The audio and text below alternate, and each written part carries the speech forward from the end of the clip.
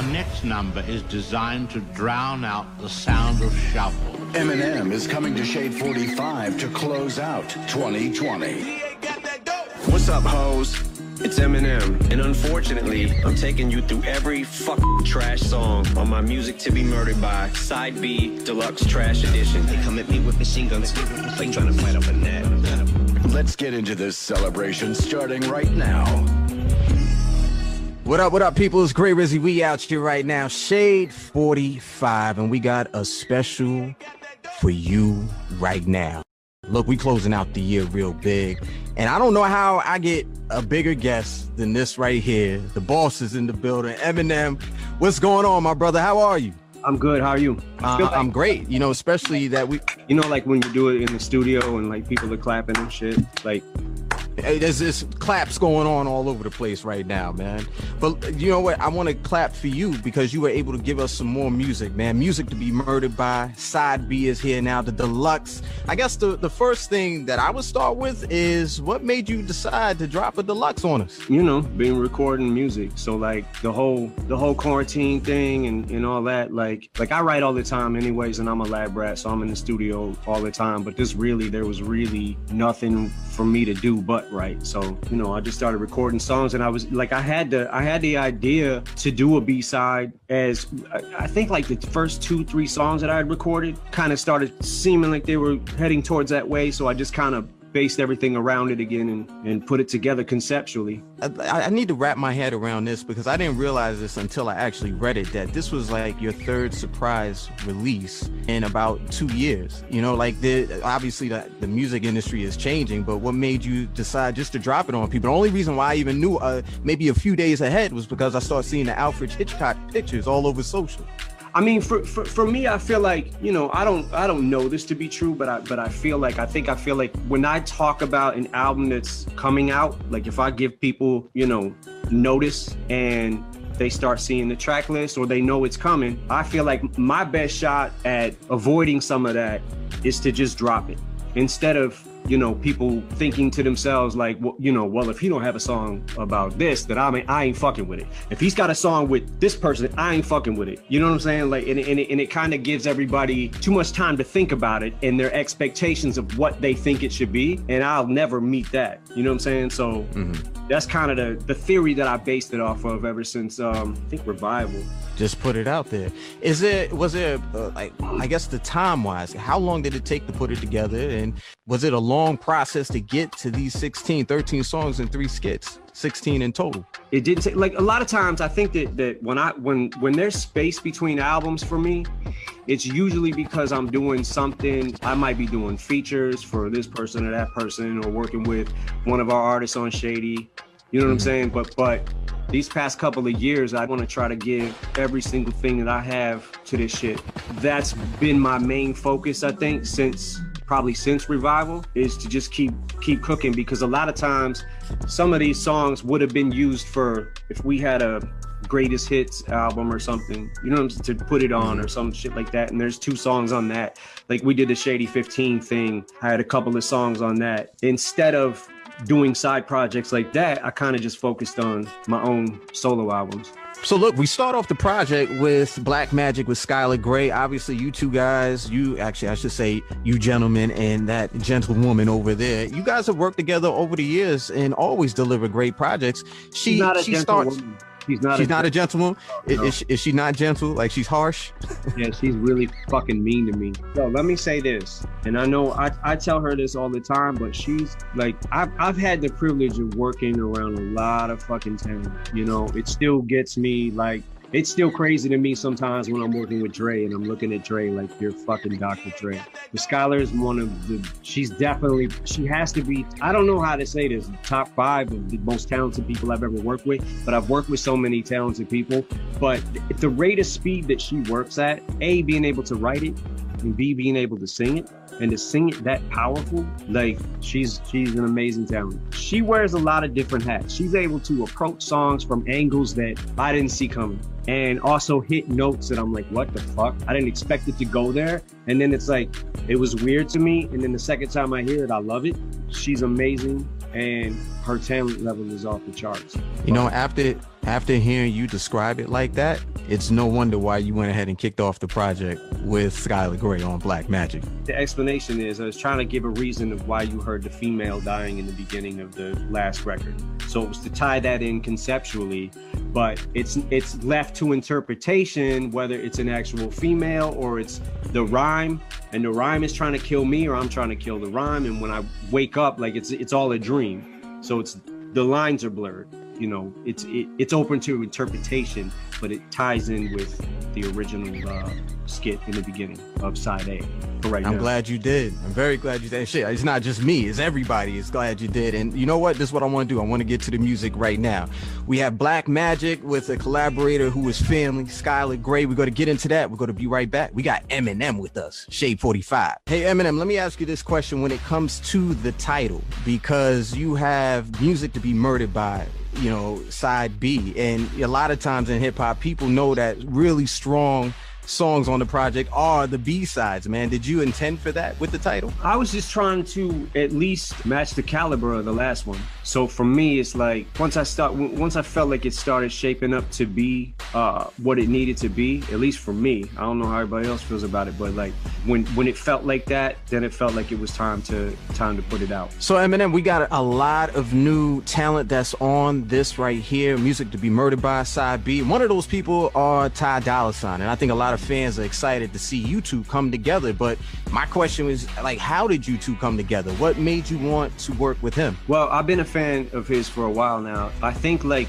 you know, he pops up on my YouTube feed a lot because I'm always looking at what's new, what's out and shit like that. So a lot of times his videos will pop up. And the one that really caught my ear that was like sealed it for me was the All Mine joint that he did with Kanye, where he's singing the falsetto shit. It was so crazy. And I was like, yo, I gotta have but I had to have the right song first before I approached him with it. Yeah, man, he's nuts. The fucking harmonies he does and shit, like he's out of his mind. Well, I'm glad that you two work together. We're going to get to a song with him in a little bit, but I think I was reading somewhere where the playful Eminem is back, and it's on Alfred's theme. And it's just like this, I don't even know how to put it. Like, even when you're rhyming and you stop and you know, you're talking and you just kind of wash your hands, the birthday song and all that stuff, very of today, everything that everybody's going through. Shit, I'm taking 30 seconds to wash my hands with the happy birthday song. Yeah. Is this like I don't want to say your comfort zone, but I think this is you know, fans love Eminem overall, but this Alfred's theme song is just something about it that makes everybody smile. Well, I want to say this. It was Paul's idea to flip that beat. So Paul was like, yo, what if you took the Alfred theme and made a beat out of it? I did. And originally, that was actually the first song recorded for the B-side. Originally, we had talked about maybe just throwing it out there. But then once I started like getting, you know, honing in on where I wanted to go, the direction and shit, it started just kind of becoming its own album. You know, it also tied in with the first one so well. I'm glad you flipped it. I'm glad you listened to Paul, and we're going to have all the listeners listen right now. It's Alfred's theme. Eminem is in the building. Music to Be Murdered By, side B. I want to get into this song, Tone Deaf, because there's a lot of stuff that's been going on in 2020, and again, you touch on so many points. D-Nice to the rescue. You're talking about just cancel culture. There's so much that is in this project. But when we're talking about Tone Deaf, let's just talk about D-Nice for a second. You said that you watch stuff on YouTube. I know that you tapped in. Have you been watching what's been going on Instagram and seeing how much he kind of saved the summer? Yeah, man, but I've been a big fan of D-Nice, man. I was a fan from I was really locked in on his verse from Self-Destruction as a kid, and his first two albums, the D-Nice to the Rescue, that one, the second album, I know that album by heart, front to back. Like he had the Crazy Tretch feature on there and shit. Is he still rapping? Like, I don't know if he's still. Nah, he's totally into DJing now. Like, call me D-Nice, he might play. I'm telling you, I guarantee you, if he jumped back in it, he could do it, and he could do it really fucking well. Because one of the best things to me about D-Nice was not only his pockets, but his delivery. The way he said the shit, he had one of the, to me, top deliveries of all time.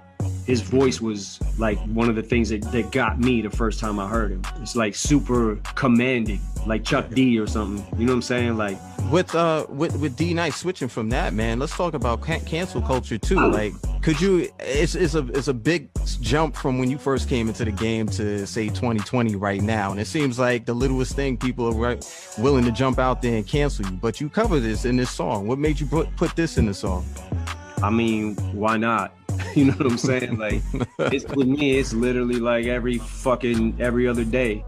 You know, I'm canceled for whatever the fuck it was. And then it's like, it's funny because I see some of the same people or sites that bitched about things back then that I said, and then going back now and saying, why can't he be that again? What the fuck? When I was that, you had a problem with that too. I understand some of the shit, but for the most part, like, for people who just sit online and they feel like they need to bitch about whatever it is just to feel like they're a part of something, or, you know what I'm saying? Like, with cancel culture, it's like, no one ever really gets canceled though. So what, you know what I'm saying? Like, when people start saying cancel, okay, well, this rapper's still here, this rapper's still here, or this person in general, you know what I'm saying? It don't even have to be rap. But it's just, you know, I don't know, man. I feel like people need to fucking grow a pair. Yeah, I think I like what you said, and I've said it all the time. If you don't like it, don't listen to it. You don't gotta listen. Yeah.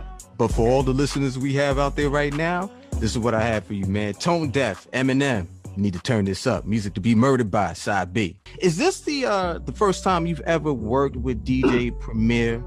Because we got a song on here where he's doing the cuts, and you said yes. That shit is blowing my mind. You've never had the chance to work with Premier before on a beat, and this is just with cuts and stuff. How was it for this? I'm sure this is like a gift right now. Oh well, I've been wanting to do some shit with Premier, and that was one of those things. I just had the idea of what he could scratch, and just having him scratch on the record, like, that's so dope. Like, he gets a feature credit on there. You know what I'm saying? Because Premier is Premier. Like, there's a lot of DJs that might not get a featuring credit. You got Premier on your shit scratching, he's gonna get a fucking featuring credit. That's like one of the best parts about it. I want to make sure you know who I'm talking about at the end of the song. His impact on hip hop and everything from Gangstar to when we do those a lot of ciphers, Premier is usually there providing the beat. And I've always been cool with him ever since I met him. I've always in the back of my mind, like, man, I wish I had something to attach, because he's the fucking OG, man. Like, you can't get much better than Premier on the cuts, and he's a family member. You can listen to him right here on Shade 45 every Tuesday for Headquarters Radio at 7 p.m. Eastern, 4 Pacific. What was it like as soon as I saw the title of the song, Book of Rhymes, the first thing that popped in my head was that line from Nas's first album, and that's the cut right there. Was that your idea? Was it his idea? How did that happen? I told him the phrases that I wanted him to scratch, and then I just sent him the beat. And he did it. Like, I didn't tell him how I wanted to scratch. I just was like, I like these two phrases. You know, if you could cut these up. Man, he did that shit and sent it back like the next day. And I'm so grateful for that. You know, Premier's one of the pioneers of this shit, you know, and to think 30 some years later, like, he's still as relevant as ever. And the shit he's done with Royce too, you know, the Prime albums, like, says a lot. Is this a bucket list for you to be able to work with Premier? It is. That's definitely one of them. Well, look, I want to go ahead and say, having to sit down with you, my brother, is one of my bucket lists. So I thank you for the time. Let's go ahead and get over to this music, man. We got Book of Rhymes featuring DJ Premier. Eminem's in the building. We were talking about Ty Dolla $ign a little bit earlier, and the song, and you collaborating. The song is called Favorite Bitch, and you personify hip hop as a young lady. We've seen this before. Shout out to Common, with what's the song that he had, Used to Love Her. But in you putting this together, what made you say, I'm gonna name it Favorite Bitch, and I'm just gonna lay this out for the people so they understand how I feel about it? Well, actually, Sly Piper sent me the track. It had the hook on there with the concept, like, favorite bitch. The way that's also him talking in the beginning. That's one of the, like, as soon as I heard it, I was like, I knew what direction to go because of what the chorus was saying. you know, and I super could relate to it because it's one of them love and hate things, you know? Like my relationship with music is just, sometimes it's fun, sometimes there's parts of it that aren't fun. It's like when a chick is leaving you and you refuse to let her go. And I know this is going to sound crazy because no man wants to share a woman, but you know, hip hop is so big now, we have to. Is that tough? Nah, it's not tough at all. Like when I said the line, you know, truthfully, it was never really you and me exclusively, and there's too many new MCs you can choose between, because you know hip hop is forever changing and it's forever evolving, and I'm always push for that next generation to come up and be great, which is happening. So, but nah, you know, hip hop was and is, I think it's the biggest genre of music now there is. Absolutely. Every era in hip hop to me has had its greats. Like when you go back with G-Rap and Kane and KRS-One, there's been Rakim, there's been so many greats in hip hop. The way it's forever evolving is it's a really cool thing to see. What's really cool, let's go ahead and get to this music, because I know people want to hear, how did he describe it? Well, you go to hear it right now. His favorite bitch, Eminem, Music to Be Murdered By, Side B, Deluxe. I want to get over to this song, man. Guns Blazing with Dr. Dre. Sly Piper is on here as well. That was actually a record I stole from Dre because he was sending me music and he kept sending me shit. I just kept like, every time he sent me some shit, I'd be like, yo, this one's crazier than the last one. Like, I don't even know what's the craziest one. And then he sent me that one with the hook and his verse. And I was like, yo, I got to jump on this shit. I was like, yo, Dre, we actually traded a couple of times because I did a couple other songs and shit. And I'm like, yo, you could have the one I just sent you if I could have that one. And we kind of swapped a little bit. It's very personal. It's a very personal song. Here we go, people. Guns Blazing feature Dr. Dre, Sly Piper. Now, this song right here, there's a lot of questions that I have to this. I'm hearing the new production with DA got that dope. Obviously, he was on the original. He's on the deluxe as well. But how did you connect with Cole Bennett from Lyrical Lemonade to go ahead and put the video together for Nat? Cole Bennett did the last video we shot, Godzilla. You know, going through he's done something. Man, this kid's 23 years old and he's got so much under his belt already. One of the Juice WRLD videos, like you know, he's just the new go-to guy for like, if you want your shit to be crazy. Like the craziest part is usually I have a concept for most of my videos. If we're gonna shoot a video to it, I usually come up with the ideas. I think the only idea I had was to bite the head off the bat. Everything else, like he just, you know, he's got a vision, man, that's crazy, because I remember shooting it going, I'm not sure if I'm gonna be all in with this one. And then when he sent it back, I was like, oh shit, this is like better than I thought it was gonna be. And how about the production too? Like with DA got this dope, because you're starting to work with new producers, new sounds and stuff.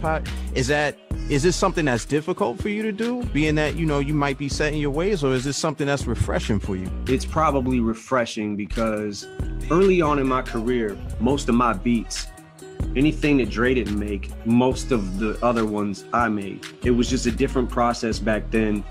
But yeah, that's my theory is that I probably can be the best version of me if I just focus on the lyrics. Copy. This is one of my favorite songs off the project right here. We're gonna get into it, man. It's Nat, Eminem. Yo, what motivates you right now, Em? Because you have a song that's called Higher. And at the beginning of Higher, you say, been around for a while now, not sure how much I have left to prove. And then you pause for a second, you say, yeah, I do. So I'm curious, what is motivating you right now? Because every time you come out, it seems like you go higher, higher, higher. You say that in the song. As far as things like that motivate myself, like it's just the same thing I've always tried to do, is like make this one better than the last one, you know? But I draw inspiration from all over the place, whether it be from new rappers coming up. I'm always checking for the next dude, the next female, whoever, you know what I'm saying? That I feel like is gonna let me hear that and send me back to the lab. And it's like, I don't feel good about myself until I can make something that I think could match the caliber of that, you know? So it's just, I think it's just motivation within myself. But aside from that, like, you know, I'm always checking for Cole's new shit, Kendrick, you know, Joyner. I know I've said that a lot. Young and May. I mean, and all of them have been actually around for a little while now. But the YBN Corday. Music to be murdered by people. Side B, the deluxe edition. Yo, Em, this is crazy. Let me tell you something. I know people give you your flowers all the time. I mean, shit, I'm on your channel right now, Shade 45. But this is really dope to sit down and talk to you about a deluxe version of a song that you put out. I mean, an album that you put out basically in the same year. Have you ever done that before? Have you put out 2 albums at the same time? I don't think so.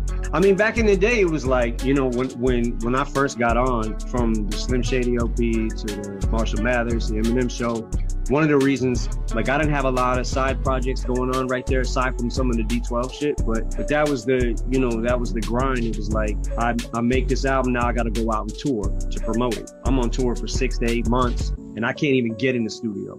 Talking about, like, you know, going back a little bit, you got the song These Demons, and you started off with I want the new but the old Shady. Is your process different? Like, you know, in writing this song right here for These Demons, was there, you know, is there a correlation between the two? You're one person, you feel what I'm saying? But do you approach it differently? You just said back in the day, like, you really didn't write on the road because shit was hard. Well, a lot of times too on the road, like, I didn't even have beats. Like, I was making most of my own beats. So unless Dre sent me something, I didn't really have any beats. So that was one of the issues then too. But like, I think some of the things that I'm addressing on this album, you know, you mentioned like me having fun, sounding like I'm having fun with the Alfred's theme and tone deaf and shit like that. And I actually am, because honestly, that's the kind of shit that I would much rather do, have to be so serious all the time and talk about, you know, I wish there's issues in our country that I wish weren't happening. You know what I'm saying? So I could be more playful and shit all the time. But like, you know, on that song in particular, you know, you know, the first verse is talking about just, I think, what the average listener expects from me, and then juxtaposed to the others, like no matter which way I go, this person over here is gonna be not happy because I'm trying to please this person, you know, so on and so forth. So it's kind of like that. For me, it's like I've been around for a long time, so it's like, you know, oh, he's already talked about this, he's already talked about that. Okay, well, name any artist in the world, rap or anything, that fucking has been around for a long time and has talked about something before. You know, there's only so many subjects you can actually even fucking talk about. But for me, like on this record, I feel like I wanted to address some of the police brutality shit, you know, and, you know, I'm gonna always let you know where I stand with that. It's great for me when I can have fun with shit, but like I said, sometimes I gotta get serious and fucking talk about things that bother me, you know, whether and even if people do, oh, well, he's, you know, he's better when he's funny, he's better when he's playful, he's better when he's this, he's better when he's that, you know. Okay, but I need to talk about this shit. I got this song right here, These Demons, featuring Maj. Now, how did you two connect for this song? Because Maj is fairly new, right? Well, I found out about Maj through Paul. Kind of started going down the wormhole and checking this shit out like earlier this year. Always liked what he did, you know what I'm saying? Like, so when the subject came up of this hook, like I told Paul, I was like, yo, what about Maj? And he was like, we could get him, probably, you know, we have to call him or whatever. And I know that he signed the Def Jam. That's how I found out about it. He was signed to Def Jam and Paul put me up on it. Called him, asked him to do it. He did, he turned it around. Like, I feel like, I think that, I think he's definitely about to pop though, because, and that's one of the things I told him on the phone, because like if you look at his videos now, he probably got, from the last time I saw, 200 some thousand, you know what I'm saying? So he's bubbling right now, and I think that he's definitely gonna pop. He's too good not to. So I was one of the first ones that was up on it. I know I wasn't literally one of the first ones, but I'm saying, like, you know, there's something that's dope about that to me, so that when I see them blow up, I get satisfaction knowing that, you know, I was on it early and I told you, yeah, man. Dope. Smart move, Maj. Smart move. Music to be murdered by people. Side B, the deluxe edition. I'm not gonna call this halftime. I just want to know how you're gonna deal with this, man, because you have two brothers, Royce the 5'9" and Alchemist. They've been nominated for a Grammy. This is like seeing two of your brothers go for the championship. What's the feeling like? And B, I'm not going to ask you who you're rooting for, because I know you want both of them to win. But What's the first thing you're gonna say to the winner? Give me it. Give me your Grammy. Nah, I don't know, man. I'm happy that they're both like it's great for me to be able to sit back and watch that, because both those guys are so fucking talented. And it's like, you know, I've been saying that I wish that they would get more shine. And I think that this is definitely, from my point of view, a step in the right direction as far as, you know, with the Grammys. It seems like they're at least trying to get it right. I'm happy for both of them. And regardless of either one of them, if they win, they're still Grammy nominated. You have this song, She Loves Me. Now that we know that you love your brothers, and, you know, best of luck to both Royce da 5'9" and Alchemist on their projects and for that best rap album category. But you got She Loves Me. This is another relationship kind of song. And you know what, throughout your career, throughout your music and all your albums, there always seems to be relationship stuff that's in there, man. She loved me, but really she loves my knot, you know, the money that's there. You're not stupid about the whole situation.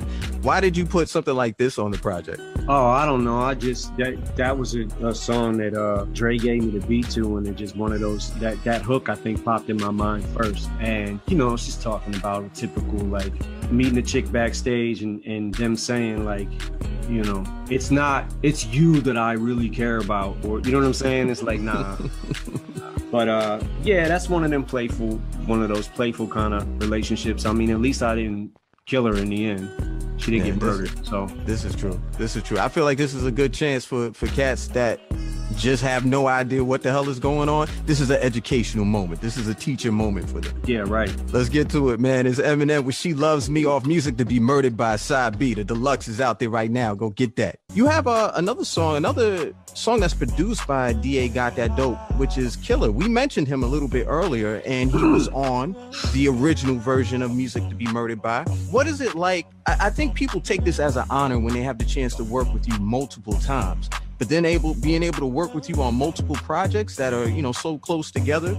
What did he do? Like, what was the thing where you say, you know what, I want to bring him back to work on this part right here? He's always sending me beats. And it's like he just, you know, I don't know how much better he could possibly get, because but it's like he just keeps getting better. You know, he's at the top of my list as far as producers right now, like absolutely at the top of my list. So yeah, he's always sending me shit. A lot of times it'll be like if I'm listening to a beat and I can't, sometimes it takes me a second to figure out which one I like the best to lock in on. So sometimes I'll write a verse to one, and then write a verse to another beat, and then start putting them together, knowing that I'm gonna do that from the beginning. Like, I think these 3 beats would sound crazy. For Nat, that's one of the reasons that the beats keep switching up. Yep. Mm-hmm. Yeah, it's because I couldn't really figure out which one to lock into, so I locked into all 3 and then just put them together. But yeah, man, he's crazy, man. He's at the top of his game right now. Maybe it's that Midwest connection, Detroit, Chicago. You know, like it just y'all connecting the dots over there. Possibly. Possibly. Look, we got Eminem. We're gonna get to this song right here, Killer. It's Music to Be Murdered by Side B, the deluxe edition. Eminem's in the building. Keep it locked. This song that you have is creating a lot of talking. Zeus. The first part with you apologizing to Rihanna for a leaked verse that got out. You know, I thought it said a lot about you as a man, and you've been on the record about the friendship that you have with Rihanna, but this made it onto the project. Why the apology now? Well, it was pretty recently that verse had leaked, and honest to God, I told Paul this when it first happened. I was like, first, I didn't know how somebody got it. Second of all, I have zero recollection of even remembering doing that verse. Like the rhyme schemes didn't even sound like familiar to me. So I was caught off guard too. I was like, what the fuck? I said that? And that was during early stages of the Relapse record that I was working on. So, you know, it's 10 plus years old, but I'm not making excuses for it. I said it and I was wrong for saying that. It was fucking stupid. You know, a lot of times, especially with the Relapse record, when I first started learning how to rap again because of the drug situation that I went through and having to relearn a lot of things, that was one of those things that it was like, well, if it rhymes, say it. I think that being able to look back, I mean, that's not even an excuse, but I'm just saying, like, there there was a phase I was going through with that Relapse record. I don't know. It's one of those things. I think I just said it because it rhymed, and I'm sure looking back now, I should have thought better of it. You know, it was one of those things that, like I said, I don't even remember recording, but record a lot of songs. So it was like, it's tough sometimes to even, you'd be like, oh shit, I remember that, you know. I know a lot of people they're very happy and proud that they got to hear that part from you, you know, that apology on Zeus. There's also a reference where, not even a reference, where, you know, you're talking about or speaking to Snoop in the sense of, you know, you don't need to be dogged by him. And I didn't know exactly when or where. What did Snoop do that made you put this line in this song? Well, a couple of months ago, you know, he was doing an interview with the Breakfast Club. Somehow my name got brought up, and he was saying things about, you know, I'm not in his top 10, and everything he said, by the way, was fine, like up to a point. You know, when he I've never said, like him saying that I'm not in his top 10 because there's some rappers from the 90s that I can't fuck with. Him saying Dre made the best version of me, absolutely. Like, why would I have a problem with that? Like, would I be here without Dre? Fuck no, I wouldn't. The rappers he mentioned from the 90s, KRS-One, Big Daddy Kane, G-Rap, like, I've never said I could fuck with them. I never said that. You know what I'm saying? So it's all, like, everything was good until, like, you know, it was more like, I think it was more about the tone he was using that caught me off guard, because I'm like, yo, where is this coming from? I just saw you. Like, what the fuck? You know what I'm saying? Like, it threw me for a loop. Again, I probably could have got past the whole tone and everything, but it was the last statement when he said, as far as music I can live without, I can live without that shit. Now you're being disrespectful for, like, it just caught me off guard. I wasn't ready for that. And people started hitting me up about it, like, oh, what are you gonna do? What are you gonna do? And I didn't know what to do about it at first, because it confused me, because I'm like, yo, bro, same team. We're on the same team. Like, what the fuck? And I have never in my career, my entire career, ever said a disrespectful word about Snoop Dogg. I mean, what the fuck? Like, his impact on hip hop, like, I can't front on that. But it's like, at what point does it start becoming like, okay, now you know, everyone's entitled to their opinion. My top 10, top 5 ain't gonna be the same as his, but everyone's entitled to their opinion. So how could I be mad at that? I wasn't mad about the opinion. It was after that. It was, you know, that the very last statement was like, oh, what the fuck? Mm-hmm. Like, damn, dog. Like, really? But, you know, I said what I said. I addressed it. I felt like what I said what I needed to say. And I'm not saying to choose sides, but it definitely is it's a song that's going to be talked about for a minute, man. This is Zeus, Music to Be Murdered By, Side B, the deluxe edition. Eminem's with us. Shade 45. You know, you mentioned a lot of different things in the project, man. St. Andrews Hall, The Shelter. Do you miss being able to spar in those intimate kind of settings and those stages? I do. It's kind of like an old life that I wish, you know, I could relive parts of. But that was definitely, like, you know, there's something special about that time period to me, of just being on the grind and in the hopes of being discovered one day. And, you know, the grind that was the battle rap scene and at St. Andrews Hall, the Hip Hop Shop, Ebony Showcase, C-Note. There were so many places that I miss going to. A lot of times, like, I think about, like, you know, you get sentimental with shit. You start getting, like, nostalgic when you think of things like that. And going back to St. Andrews Hall, I don't know, it was probably like 5 or 6 years ago, just made me miss it that much even more, because it was such a landmark for me and Detroit hip hop. Dilla, anybody who was anybody in Detroit was at the Shelter. So, like, but yeah, I do. There's definitely parts of it I miss. It was one of those things. It was like wondering if it could happen and how exciting it was to think of it being able to happen, you know, because we had a whole crew, like D12, like everybody, like we all had those kind of dreams, and it was always like, one of us gets on, like, okay, there's 6 of us in the group, so if one of us gets on, that we have 6 times more chance, you know what I'm saying, to get a record deal. And back somebody's gonna kick in the door. Yeah, and back then it wasn't like it is now, where it's like, you know, you could fucking just record on your computer and send the shit out to the world. We had to get a fucking record deal. We didn't get a record deal. That was it. We were fucked. Yeah, man, but it was just a different time, an exciting time in my life. On this song, Discombobulated, man, you have production by Dr. Dre. Was this, was this intended to be the last song on the project? Nah, it wasn't when I recorded it.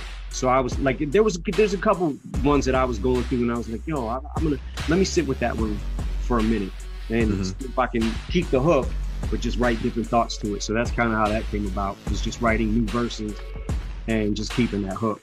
This is going to be super random, man, but did you really have a pool in junior high? I'm gonna tell you something.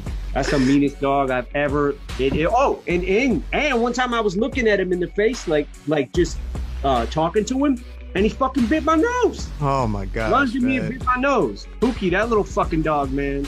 I wanted to ask because I'm like, yo, he seems like a Rottweiler type of guy. You know what I'm saying? Me, I grew up in the South Bronx. I'm more of a pit bull type of guy. That's what I have right now. But when I heard the poodle, I was like, wow, this is definitely discombobulated. I'm gonna tell you some funny shit, because that is one of the reasons I wrote that line. That's one of the things that inspired me to write that line. Like when we lived on Dresden, we had somebody stick cut a kitten's head off and stuck it in our mailbox. So hence was the line when I said on I'm Back on the Mathers LP. I used to get punk and bullied on my block till I cut a kitten's head off and stuck it in his fucking mailbox, or so, whatever. It said something like that. And that was one of the things that inspired that thought. It was like, a lot of that shit is like true shit, and I just flip it. You know what I'm saying? But hopefully somebody will go ahead and stick Music to Be Murdered By side B, and you go ahead and got it as a gift. In their mailbox. Go get it. Put the Music to Be Murdered By in your mailbox right now. You know what I mean by mailbox. If you don't know what I mean by mailbox, you probably should turn this interview off. Well, I'm gonna let them go ahead and go enjoy the music, and also say Happy New Year to them and Happy New Year to you, Eminem. I appreciate the time and you coming up here to be with us on Shade 45, brother. Thank you, man. Happy New Year. That was Eminem taking you on a trip through his new album, Music to Be Murdered By, Side B Deluxe Edition.